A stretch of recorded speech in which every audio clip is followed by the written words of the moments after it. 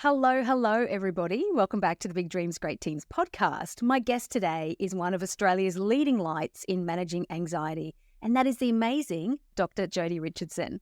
Jodi supports people to change their relationships with anxiety, to dial it right down, and therefore be able to support everybody around them to do the same. Jodi's a professional speaker. She's the author of the best-selling books Anxious Kids and Anxious Mums, and hosts the popular podcast Well, Hello, Anxiety. And she's also a mum of two. I've invited her onto the podcast today to talk about anxiety and burnout because it's so real for so many of us in business. Very big warm welcome to you, Jodi. Thank you so much for being here. Oh, thank you for having me, Paula. Thank you. Let's start with you and your journey and what brings you to actually be doing this amazing, important work. Oh, look, thank you. I think it's really nice to kind of put it in context because my work is really personal as well as professional. 25 years ago, I was living the life of my dreams. The circumstances of my life were the stuff of dreams. I loved my profession. I had a beautiful boyfriend who's now my husband, really, ticking so many of the boxes if you have boxes to tick. Yet I was really sad and I had this profound sense of hopelessness kind of that was creeping into my life. And I was crying a lot and I knew something was wrong. I knew that, there's no good reason for me to feel like this. No one had passed away and so I went to the GP and was so relieved. I cannot tell you the relief to be diagnosed with depression, which I know sounds, counterintuitive.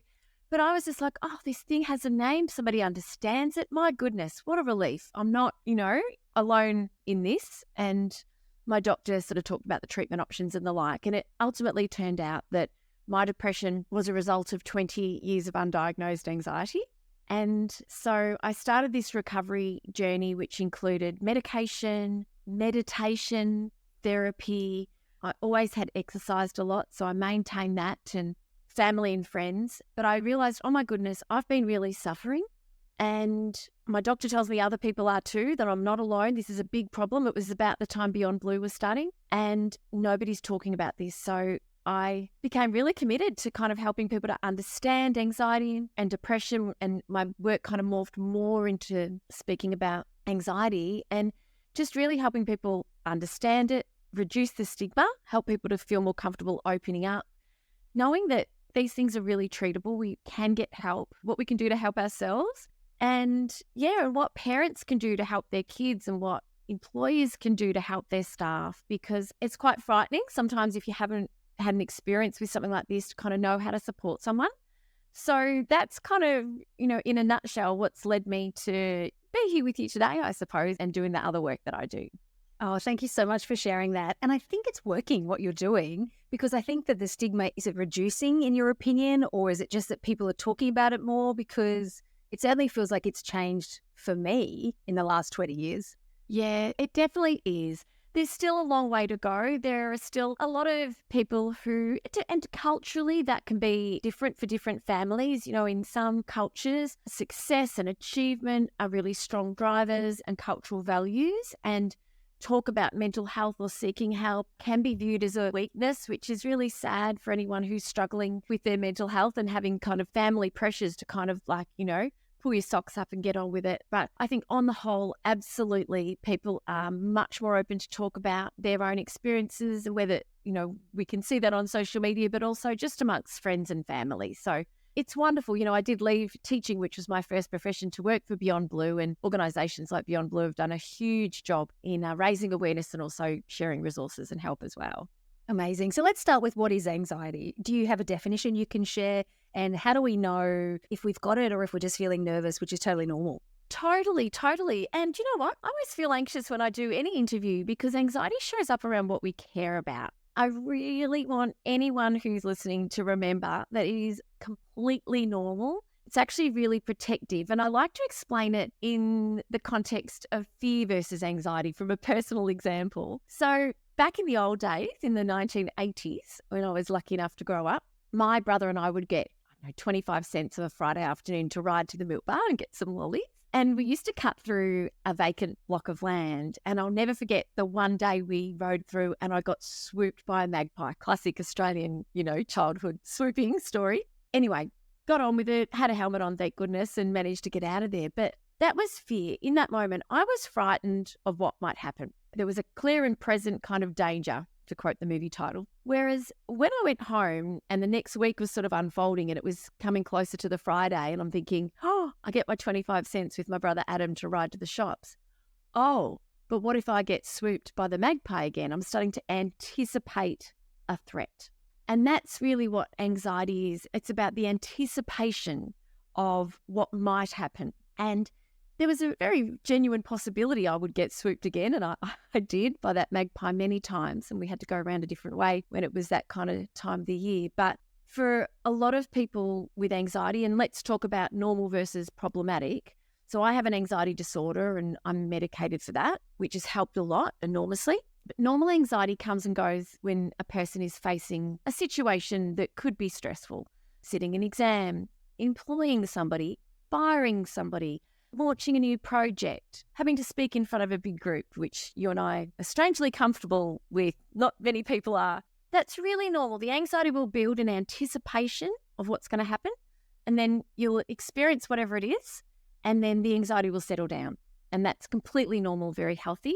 At the other end of the spectrum, when anxiety is getting in the way of your functioning, that is when it's a problem. And essentially, I guess that was my lot. It just took a long time for me to understand it. And when we experience anxiety, it's not just affecting the way we think.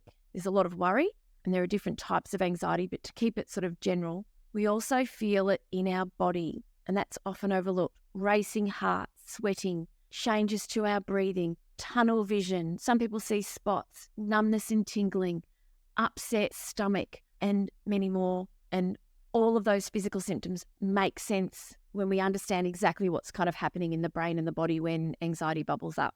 Wow. That makes heaps of sense. So there's a little bit of a natural or normality to worrying about what might be coming. And I'll be honest with you, I do get a little bit nervous and I do get a little bit of anxiety before I hop on stage, before I do an event. But I've done it so many times now that I know that this is a feeling that I'm going to have. It's a bit of excitement. It's a bit of a fear. Is today the day that somebody's going to ask me a question I can't answer? All that sort of stuff. Yeah. Then in a couple of minutes into it, I'm a bit like, oh yeah, now I'm in my spot. I know where I'm meant to be. And it goes away. But I suppose, is it when that anticipation is almost, I start to feel these physical signs, as you said, but then almost am I starting to convince myself of all the reasons I shouldn't get on the stage? For example. Oh my gosh, totally. It's really synonymous with avoidance because what's happening in our brain is that there's an alarm.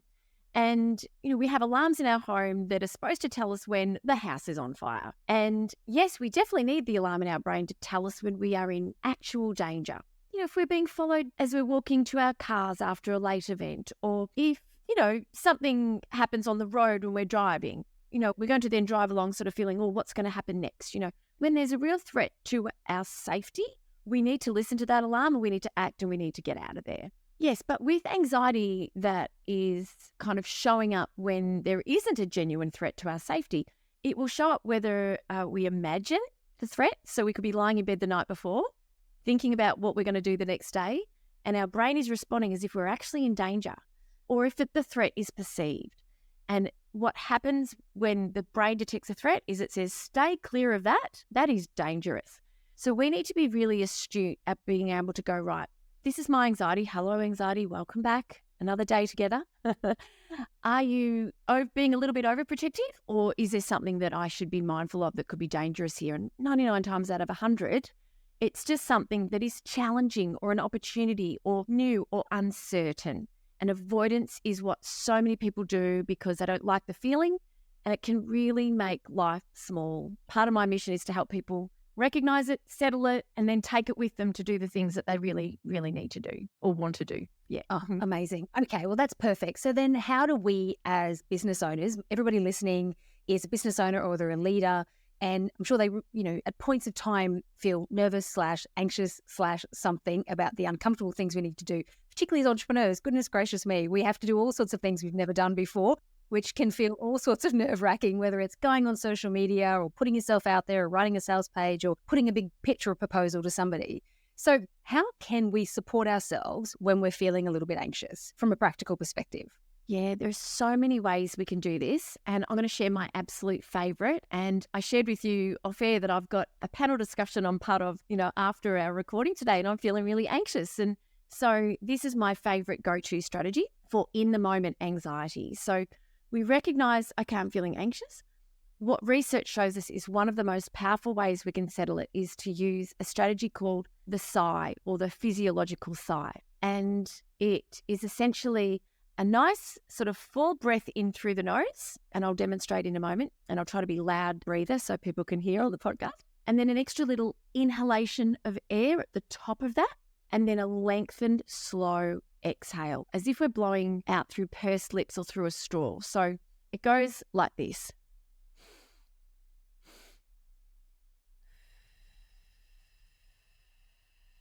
Lengthening that exhale. And if you watch the video on YouTube, you'll see that demonstration, and you can Google the physiological sigh as well.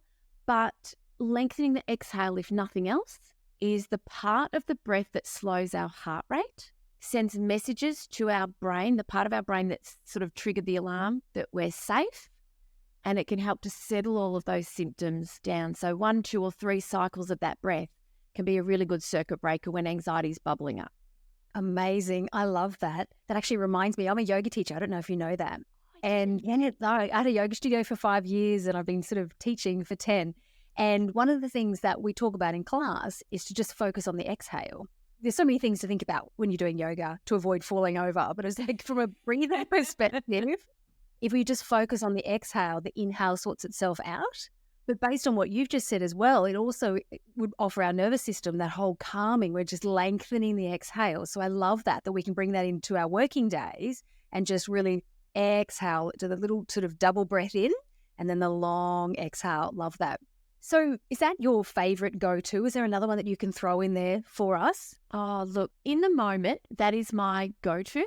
Exercise, 30 seconds of moderate to high intensity exercise. Don't injure yourself. I was presenting one time, Paula, oh my gosh, and I shared this as a strategy, and I thought, right, let's get everyone up. Let's get some blood flowing. Said, right, run on the spot. And my goodness, the woman that had organised for me to come and speak to this group of her colleagues tore her calf.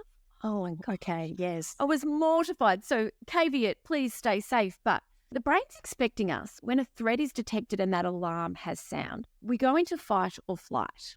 That's the response in our nervous system that is activated.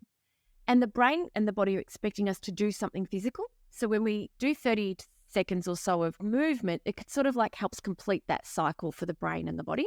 A couple of other things. Regular daily exercise is profoundly protective and also healing and therapeutic for anxiety. And people, please fiercely protect your sleep, because sleep, there's this bi-directional relationship. If we are anxious, we don't sleep well, we wake up thinking and tossing and turning.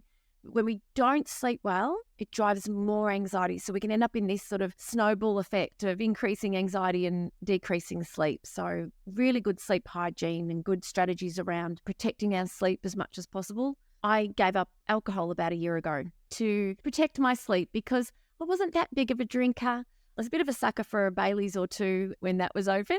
But I just did notice if I did ever have a glass of wine or a G&T, I slept so terribly, and the knock-on effect of that in the end, I just thought, you know what, it's not worth it. And so, yeah, just start to look at what you're doing, what actions you're taking, and reflect on how you feel. And then just start to make those decisions that you know will really be protective and healthy when it comes to our anxiety. It's really important we just have this awareness about what we're doing and how it makes us feel. Love. Okay, great. So is it fair to say then that after doing a few cycles of, this breathing or the 30 seconds running on the spot safely, that our bodies and our brain should be ready then continue on with the task? And is that a way, at that point, should we then be able to go, okay, it should be clearer, is this fear? And actually, should I be pausing, or was I just having a moment and I can go forward? Is that the theory there? That's the hope, but it can take a little bit of time, because if we think a really good example is, oh my gosh, like, how when you said hello to me and I was deep in thought because I'd logged on early anyway, I won't go into the details why. I just wanted to be well set up, and I've got new headphones. And so I was just doing some work, and then I'm head down. All of a sudden, I hear this, hi, Jodi, in my ears, and I jumped like I literally, that's just, I really jumped. And so those of us that have an anxiety disorder, we can have the amygdala, the part of the brain that detects threat, being bigger and more sensitive to threat. And I'm using quotation marks here. So that startling, that was my startle reflex, that's very activating for my nervous system. And whilst that was 15 minutes ago, I'm still, and it's not you, it's me. And you were just saying hello. Nothing wrong with that. But it's just that it can take a little while for us to come down from that.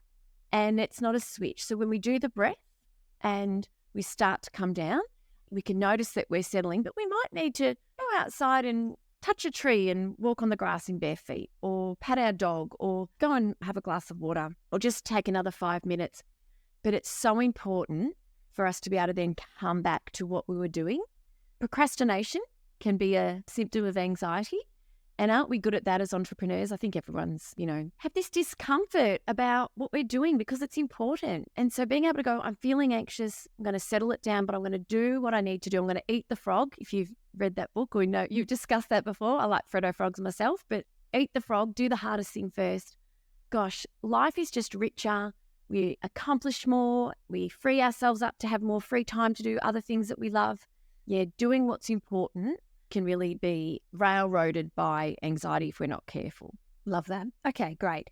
Let's shift our conversation a little bit to supporting other people with anxiety. So whether it's, we might have partners at home, that's one thing, but if we probably focus or start on the workplace, now that as a society we're talking more about it, it's very realistic and likely that somebody on your team or someone who works for you might say, I'm having a bad day today, I've got anxiety. Or, they may talk about having anxiety in an interview. You might be in a pressured situation and somebody presents to you the statement that they've got anxiety, or perhaps you're observing something that they're doing and you think they might have anxiety. What should we do? How can we support them? And should we even talk about it to them? So really important questions. One of the ways we can really support people who are in our company, if we're face-to-face or in person, with their level of stress and anxiety, and knowing that anxiety activates the stress response. So we, for the purpose of this conversation, we could interchange those terms, is being able to share our calm. We can help regulate that person or help that person regulate their emotional state by the way that we are showing up. And so as leaders in our businesses, it's really important that we take good care of ourselves, because other people are looking to us to sometimes set the tone in a stressful situation, whether it's an interview, it's or an appraisal, or it's a performance review of some sort.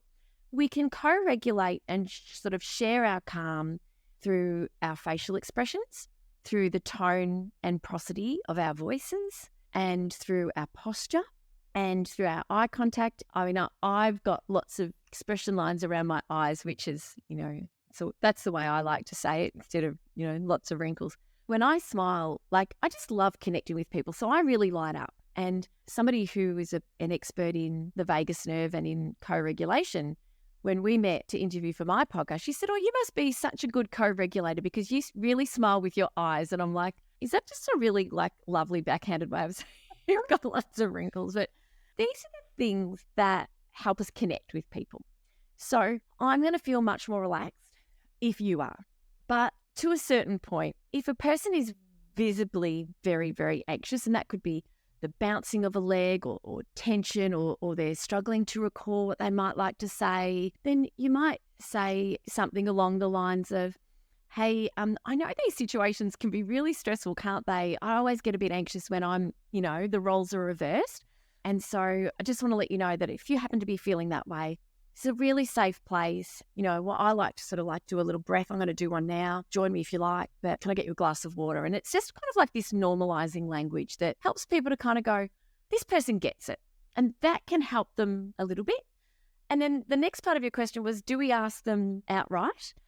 That's a bit tricky, and it's a tricky one to answer because some people are very closed book about how they're functioning and their mental health. Do so many adults wouldn't identify with that feeling being anxiety, so they might not know. And so I'd probably err on the side of not asking directly, but if it's offered by the person who says, hey, I'm feeling really anxious, really validate that. Oh my gosh, I feel anxious in these situations too. It doesn't feel good to just say it out loud. Like that's completely normal to feel that way because we get anxious about what we care about. And all of those responses can go a long way to helping a person feel more at ease. And to add one other thing, Cherie Clonan, who owns the Digital Picnic, she really goes a long way to support people who are neurodivergent in her workplace. She's a proudly autistic CEO. And she shared how important it is for us as employers to share interview questions, because anyone, particularly it benefits people who are neurodivergent, who need some extra time depending on how they function, but it helps everybody. And it helps people to prepare and bring their best selves to their interviews. So that could be another way that you could consider in your workplace, helping reduce the anxiety of the candidate. And that would hopefully allow you to see that person for who they really are, not who they're trying to be behind all of this stress and angst that they're trying so hard to kind of battle with while they're trying to tell you about themselves. So, And from a hiring perspective, I think what I would add to that is, yes, there's the potential to share questions to support somebody to prepare. But then we need to have backup, digging deeper questions once they're relaxed to make sure that we're getting beyond a scripted response. So for anybody listening, just to put a little caveat around that, great to sort of even give them the flavour of this is what we're going to be talking about so they can come prepared. And then we sort of want to have those layers that we can dive into, give me an example of, et cetera, to dive a little bit further. But I love that suggestion. And certainly as you were talking about the smiling, the connecting, the getting a glass of water, et cetera, that's definitely, I was thinking back to all the interviews I've done over the years, all thousands and thousands of them. There have been so many occasions when I can see that the person is incredibly nervous. Maybe they were even running late, they're sweating, they've had to rush from work to get to the interview, whatever. And you just give them a minute. Say, look, I'm going to pop out and grab us both a glass of water just to give them some space to calm down. Or it's such a hot day out there, traffic would have been terrible for you today, acknowledging how they're feeling, because we do want to put people at ease, as much as what's practical in what is going to be no doubt a stressful situation. And I think what's also interesting is that it's often a stressful situation for us as the interviewer as well. So we actually need to put everybody at ease because there's probably anxiety on both sides. But I love that you answered the question about whether we speak to anxiety specifically. And I think what I heard was if the person brings to you, I have anxiety, then it's probably okay to talk about it. But we don't want to go around accusing people, for want of a better statement. Are you feeling anxious? It looks like you've got a bit of anxiety happening over there, et cetera, because that might either be something they're not aware of, we may be getting it wrong, and it's not necessarily going to get us a response we're after. That's exactly right. Yes, it was a good summary of what I was saying. I appreciate that you've kind of like put a line under that because it can get into tricky territory. And so better just avoid that, be led by the person. But just know in your heart they're anxious. Yeah, absolutely. At some level. Yeah, absolutely. And I think that's what's difficult then for us as business owners and entrepreneurs is, if somebody is demonstrating anxious behaviors or they're finding something difficult, it's sort of like, how do we support them to support themselves without becoming their support system and without ultimately taking any responsibility off them? Because frankly, we're carrying enough responsibility on our own shoulders. And that's why we're bringing in support and team members to us. So I think, do you have anything else to share in that regard? It's sort of, how do we support people? Is there some language we can use, support them to support themselves, as opposed to trying to solve or, diving in headfirst to what we think they might be facing? Yeah, when I think about my business, it's me and there's my EA, and that's us. And so we have a different relationship than a leader in another business with 10 or 20 or many, many more staff might have. And so I think generally speaking, for a leader's first approach around mental health is something that is advised if we can be as leaders open about our own challenges, which I am with my EA Marg, who's wonderful, then it creates a safe environment. We don't dive too personally, but everyone knows I have anxiety because I talk about it all the time, but so probably not the best case in point. But I think normalising that mental health is an integral part of our well-being, perhaps appointing, depending on the size of the organisation, perhaps a mental health first aider. Sometimes the person who might struggle with their mental health might put their hand up because they know how important it is to have someone to talk to. Celebrating days that kind of celebrate this idea of mental health becoming more normalised and destigmatised, and also having resources readily available and not necessarily saying here's everything, but sort of even just drip feeding them to say, if you know or anyone struggling with depression, I've come across this great article, sending it around. So just this kind of weaving this sort of fabric around the culture of the organisation that says to an employee, we all know mental health is important. We all have our ups and downs. There's lots of help and support available. If you're not sure where to go, there's somebody here to ask. And we really encourage help seeking. And aside from all of that, it's fun to have ways of bringing teams together to connect more, because, many will say at the heart of the mental health crisis is a loneliness epidemic. And particularly with us remote workers, we have to be really careful. So fun ways that we can help our staff connect with one another is really important as well. So there's lots that we can do, but they're just some of the ideas that I've got today. I love that. So put a little bit of some scaffolding around as far as a support system, which will benefit everybody and especially benefit somebody who might have anxiety. Love all those suggestions. Thank you so much for those, Jodi. I'd love to touch on really quickly, if we can talk about it quickly, burnout. So does anxiety lead to burnout? Can you have burnout without suffering from anxiety? And how come everyone's suddenly talking about burnout in society?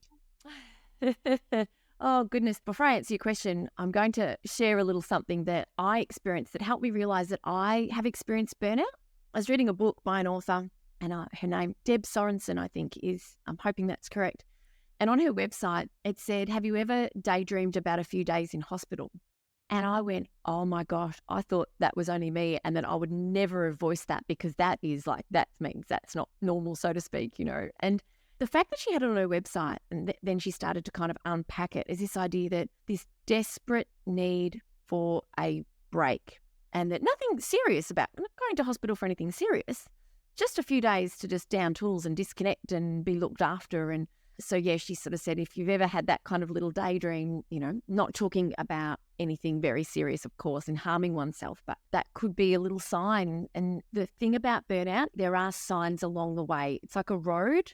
Burnout's kind of down one end, but there are things to look out for along the way. So in relation to the nervous system, one of the things that we know is, if listeners who aren't watching on YouTube can picture a big sort of bell curve, we all did that in high school, didn't we? What we know is that when activation in the nervous system increases, that puts us in fight or flight. So when we're cool, calm and connected with one another, I think like a cool, calm cucumber, we're in the green zone. Cool as a cucumber, connected, engaged, relatively rested, feeling pretty good. That's the green zone. If we think of a green band at the bottom, when we get more activated, we're in the yellow band, which is the next band above, and that's fight or flight. The band above that is red. So if you keep traveling up that bell curve for activation, it takes us into that red zone, and that's where burnout lives. That's where depression lives. It's where hopelessness lives. But that doesn't mean to say that anybody who gets to that point and feels hopeless or shut down is necessarily depressed or experiencing burnout, okay? We can feel like that on a day, whereas depression unfolds over many weeks and months. And so burnout really has some telltale signs of pure exhaustion, feeling cynical about work and losing this sense of purpose. It's just like, I don't give a toss anymore. And that can often happen to entrepreneurs who have just invested so much time, blood, sweat and tears and money into something that they're so passionate about. And if you're noticing, I just have lost the love here, that could be a sign. And this real cynicism can start to develop as well. So burnout is really serious, and it takes time to get there. So it's important to kind of know what to look for along the way and start to be aware of some of these road signs. But if you do kind of find yourself in this space, it takes time to come back from that, which is absolutely possible. But, a weekend away or a bike ride on the weekend, it isn't enough. We really need to sort of have a very structured, supportive plan in place that can really support somebody, because the nervous system is just at a point where it's too much to cope with. Yeah, lots of help is needed. It's very serious, and a lot of people are burnt out. A lot of workplaces seem to want more and more from staff, always on culture.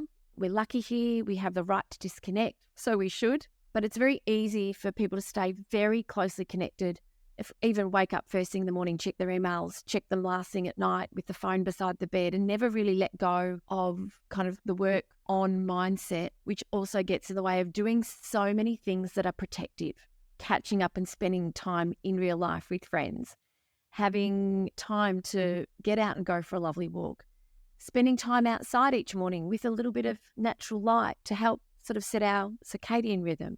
Doing a regular exercise class like going to yoga, I go to CrossFit 3 times a week. You know, those things are protective.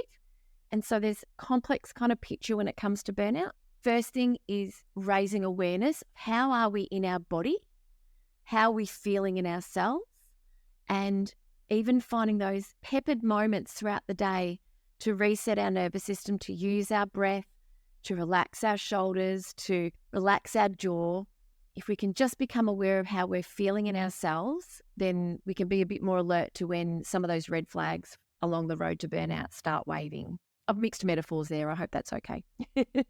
No, I love that. Thank you so much for sharing.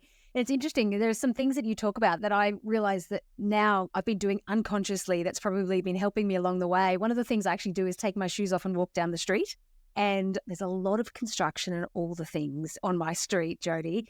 But what I do is I walk down the grass, onto the gravel, sometimes through some prickles, and just notice all the things that are happening in my feet. And it's not always a pleasant thing that I'm noticing, but even though it's like sometimes I get annoyed and I come back, I still do it. So it's my little ritual. I take my shoes off and I walk down the street. And I think that that's probably one of my little regulating ways that I'm sort of supporting my nervous system when I'm having a big desk day or I'm having a big day talking to client and supporting them. So it's almost like having talked to you today, it's brought some new awareness to some little activities that I've been doing that have probably been supporting me. So I wanted to share that so that everybody listening, you know, might hear and get an idea and be like, oh, this is something that I can do. Maybe it's not walking down on the gravel, but maybe it's something that's similar that they can do that's not too disruptive to their day, but can be supportive. Yes. I want to just give a quick umbrella way of thinking about it, which is we ground and settle our nervous system through our body. That's the greatest way that we can ground and settle ourselves. We often try to think our way out of feeling stressed and do more and double down, do more work, more to-do lists, more ticking things off. But if we can use our body like that awareness through your feet, like I have, you know, hand creams everywhere because I use the scent to ground myself, and it's a bit of a ritual when I'm doing a podcast. I'll put some cream on. Movement, breath through the body, cold on the face, anything like that. So I think that just to remember we ground ourselves through our body can help people find the right fit for them, but takes the pressure off like trying to think our way out, which often doesn't really make much of a difference and can make things worse. Oh, love that. We ground ourselves through our body. Thank you. That feels like such a beautiful note to close on. Thank you so much for everything that you've shared today. Is there anything else that we haven't talked about that you'd love everybody to know about anxiety, stress, burnout, and what we've talked about today? I really would love for anyone listening to understand or be reminded of the importance of the people in our lives for our mental health and well-being. We're more disconnected from real people than we've ever been as a society for, you know, the amazing technology that we have. And it doesn't have to be movie nights every Saturday night or dinner parties or things like that. We just need to think about this kind of almost cumulative effect, like a thanks to your barista when you get your coffee, if you go to the local cafe, and to say, hey, I'm loving the coffees. It's a win-win, of course. Well, it's a triple threat, really. Coffee, always good, in my opinion. It puts a smile on the barista's face, and it's really beneficial. One of the science-backed sort of ideas around happiness and well-being is that when we can share our kindness, we get the best bang for buck. And so it could be a compliment. It's so funny. I regularly compliment people, but when I'm down in my local village in Mount Eliza, I am very casual, right? Be tracksuit pants, leggings, you know, messy bun, no makeup. And I know sometimes they look at me like, I really want to return the compliment, but I just can't. So, yeah, if we can just remind ourselves that being connected with real people in real time, it's so powerful for us. That can just a really beautiful way to kind of each day light us up a little, light someone else up, strengthen kind of the social fabric of our lives. Better thread count in that social fabric, the more we connect with people, and make sure that we do see our friends and family in person regularly. unless, of course, it's going to detract from your mental health, as it will for some. That's what I'd love to add today. So thank you for asking me that last question. My pleasure. Oh, it's been such a beautiful conversation. Thank you so much for your time. I'm sure everybody listening will want to tap into your wisdom and learn more. So where should they go to follow you and to connect further? Oh, yes. Well, my website is drjodirichardson.com.au. Jodi is with an I and doctor is just DR. And yeah, that's a place where you can connect with me on LinkedIn. You can connect with me on Instagram and find the podcast there as well. So yes, if you have listened to this and you do connect, please tell me that this is the way you found me and my work, because I'd love to be able to share that connection that we've had through Paula. So yeah, let me know, but they're the best places to find me. Amazing. Thank you so much for your time. What a beautiful conversation. Thanks, Paula. Bye.